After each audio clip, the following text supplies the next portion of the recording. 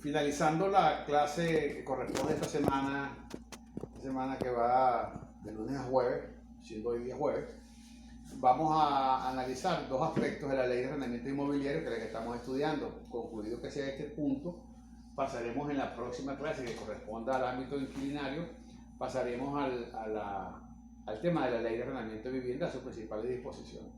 Particularmente, yo en el video anterior les decía a ustedes que habían algunos artículos que estaban prohibidos, tanto en la ley de arrendamiento de vivienda como en la ley de arrendamiento inmobiliario, la que está en estudio. Entre otros está el caso de las viviendas o de los inmuebles que no tienen, digamos, condiciones higiénicas para ser habitables o utilizables. Está el caso de algunas prohibiciones expresas de la ley de arrendamiento en el caso de vivienda, que serían las viviendas que están que han sido adjudicadas por el Estado a través de sus programas sociales, y revisábamos que teníamos esas prohibiciones, ¿verdad? Bueno, ¿qué pasaría si usted como abogado se consigue con una persona que le lleva un caso en el cual el arrendamiento versa sobre un inmueble esto que está prohibido el arrendamiento? ¿Okay?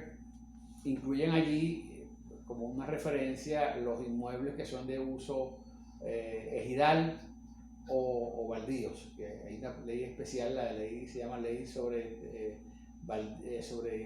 baldíos y ejidos, es el año 1936, pero prohíbe expresamente los arriendos, ese tipo de inmuebles. Pero en esos casos en los que usted se consigue con un inmueble cuyo objeto está prohibido, fíjese que es un caso que el contrato es nulo, porque previo a la celebración del contrato hay una causal de nulidad, que en este caso es la prohibición de la ley de que ese inmueble, por su característica o por especial condición de la ley, no sea arrendable.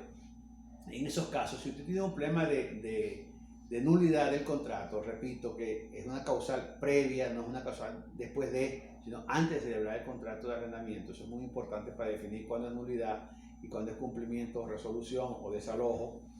En esos casos, usted tiene que hacer uso de las normas del 361 del Código de Procedimiento Civil y utilizarlo como una defensa de fondo, ¿okay? Alegar la nulidad del convenio de la relación arrendaticia, dada que el objeto es ilícito, como dispone el 1142 del Código Civil. Fíjense que si unimos el 361 del CPC, el 1141 del Código Civil, vamos a ver que en ese caso estamos en presencia de una nulidad, porque el objeto al cual se refiere el contrato está prohibido su arrendamiento. Eso hace que nosotros tengamos que recurrir, disculpen un segundo, a las normas, ¿no? Fíjense, disculpen, es medio incómodo trabajar así, ¿no? Particularmente, veamos que el 1142 dice: el contrato puede ser anulado por incapacidad de las partes o una de ellas y por vicio del consentimiento. ¿Okay? Particularmente en el 1141 se ha dicho: las condiciones requeridas para la existencia del contrato son causa lícita, objeto que pueda ser materia de contrato y consentimiento de las partes. Particularmente en este caso, el bien es un bien que no está, que es ilícito. En consecuencia, entraría dentro de las normas del 1155, que cuando establece el objeto del contrato debe ser posible, ilícito, determinado o determinable. Usted hace uso del 1141, 1142, 1155 y alega que el inmueble no puede ser arrendado por eso. ¿Cómo lo alega? Lo alega por el 361 del CPC, que es una defensa de fondo, no es una defensa previa, no es una cuestión previa en principio, es una defensa de fondo, y lo hace de esta manera. Dice el 361. Fíjense que no es una defensa previa en el sentido estricto de la palabra. Dice: en la contestación de la demanda, el demandado deberá expresar con claridad si la contradice en todo o en parte, o si convienen ellas absolutamente con alguna limitación, y las razones, defensas o excepciones perentorias que creyere conveniente alegar. Junto con las defensas invocadas por el demandante en la contestación, podrá hacer valer la falta de cualidad o falta de interés en el actor o en el demandado para intentar sostener el juicio, y las cuestiones a que se refieren los ordinales 9, 10 y 11 del artículo 346. Es decir, ya usamos el 361, nos vamos al 346, que nos va a decir específicamente en el ordenal 11, dice 346, dentro del lapso fijado para la contestación de la demanda, podrá el demandado, en vez de contestarla, promover las siguientes cuestiones previas. 11. La prohibición de la ley de admitir la acción propuesta o solo cuando se permite admitirla por determinadas causales que no sean de las alegadas en la demanda. Es decir, yo tendría que hacer uso, repito, del 1141, 1142, 1155, el 361 del CPC, porque es una defensa de fondo que se está planteando, aunque es una cuestión previa, se plantea como para ser resuelta como problema de fondo, y uno le dice al juez, ahí hay un objeto ilícito, y en consecuencia ese contrato es nulo. Fíjense que las defensas son claras, repito, no es una cuestión previa en el sentido estricto de la palabra, es una defensa de fondo, que es alegar el objeto, porque la ley prohíbe que se admita, la ley no da acción. Incluso en algunas de las normas que hemos leído, específicamente creo que en el ámbito de la ley de la LAI, se dice que no se concede acción a la persona que da un arrendamiento de esa naturaleza. Ok, entonces tenemos un primer punto de esta clase analizado. ¿Cómo defenderme yo cuando me digan el inmueble cuyo contrato estamos trabajando, bien sea arrendador o arrendatario, es un inmueble que la ley lo prohíbe? Entonces estaríamos en esas circunstancias. Para terminar, finalmente, veamos los casos en los cuales se habla del carácter irrenunciable de los derechos que tienen las partes, ¿no? O que tiene particularmente la parte débil en el contrato, que sería las disposiciones que tiene la LAI, ¿verdad? Cuando en su artículo 7, vamos a revisar la LAI, dice: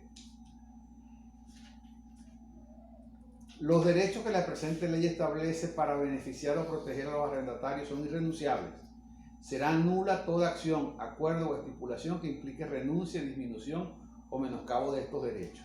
Esa norma se concatena con la ley de vivienda en su artículo 6, que establece lo siguiente.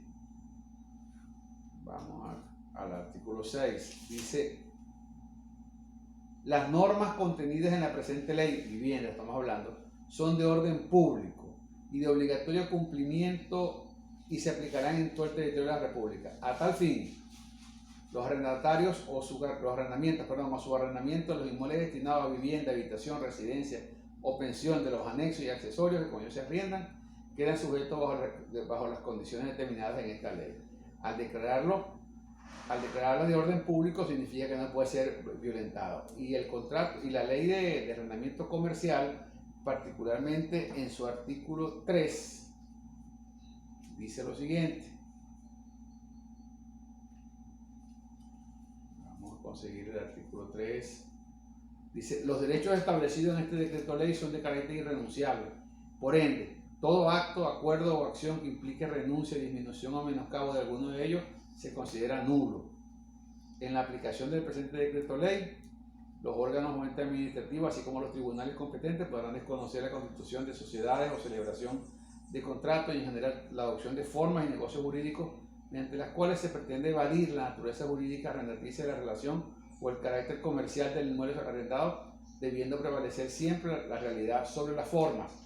Fíjese que en este caso, si usted llegase a plantear ese problema de que hay una renuncia de los derechos, por ejemplo, la preferencia ofertiva, la prórroga legal, no es un caso de nulidad, es un caso en el que usted tiene que plantearlo como un problema de desalojo, de resolución o de cumplimiento, depende del caso en que estemos y que sea aplicable a esa circunstancia particular. Lo que tiene que escoger es una causal de resolución, cumplimiento o desalojo. No es nulidad, es una causal en la que usted demanda porque el vicio que usted va a estar denunciando se produce dentro del devenir del contrato, es decir, se está dando dentro del cumplimiento del tiempo en que se celebra o se realiza la relación arrendaticia. Con esto terminamos por esta semana las charlas que venimos trabajando de esta manera tan especial. Espero que podamos entendernos en estas cosas y podamos aprovechar el tiempo que está a nuestra disposición. Muchas gracias, muchachos. Un placer. Buenas tardes.